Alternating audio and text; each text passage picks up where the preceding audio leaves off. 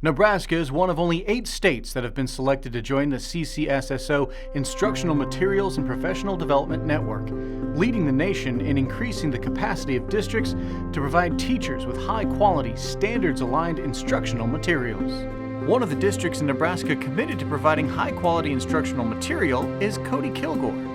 Over the past 4 years, we've been kind of studying our scores, NSCAS scores, our MAP scores, our DIBELS scores, and we've been seeing that for the most part our scores are starting to go down. So we knew there was a concern.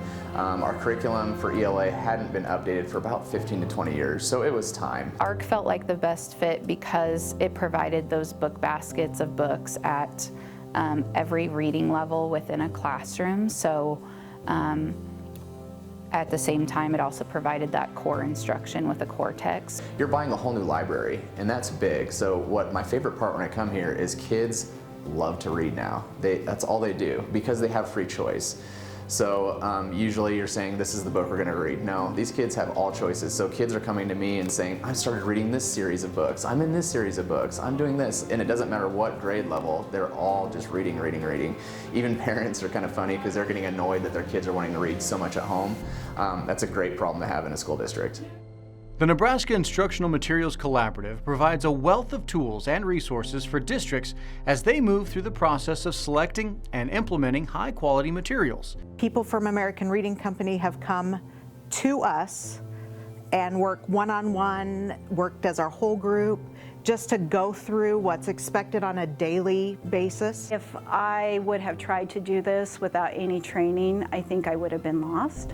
I also think that you really need to lean on your peer teachers. This was the first time we've ever had professional development as part of a new series, and that has helped us tremendously. Strengthening curriculum and instructional materials leads to increases in student achievement, and often those gains are significant. I teach kindergarten, but I have a little girl in my kindergarten class that is reading at a 2nd grade level. And so what I like is that she's able to read books on her level. She's able to enjoy books on her level, and she's not being held back per se. And I think that's really important. That's one thing I really like is the differentiation.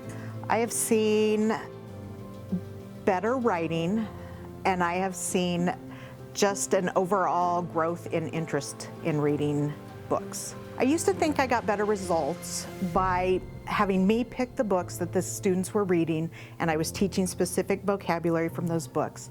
And now I know that I can pick any high quality piece of literature, and we can do it with any book that interests them.